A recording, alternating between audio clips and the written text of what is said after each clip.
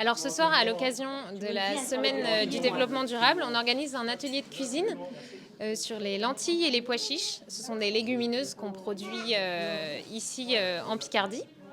Donc on réalise 3 recettes. Une recette de houmous qui est à base de pois chiches. Donc c'est une crème plutôt pour l'apéritif, pour tremper des carottes ou des chips. Ensuite on réalise une salade de lentilles à la truite fumée aux pommes et aux noix. Donc c'est une recette de lentilles mais version automnale avec des produits de saison.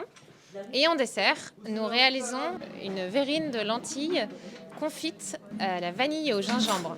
Donc c'est la lentille en dessert, c'est étonnant et c'est délicieux. Alors nous, on fait la salade. Attendez, la salade de lentilles, truite fumée, pommes et noix. Voilà. On va se régaler. Donc la lentille, c'est une légumineuse. Les légumineuses sont des protéines végétales. C'est une très bonne alternative aux protéines animales.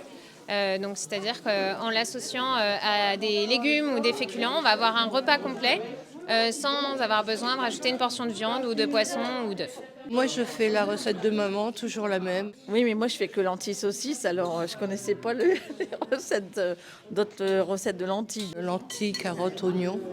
Mais là, j'ai découvert une autre façon de les cuisiner. Donc là, c'est une bonne idée, hein. C'est la première fois.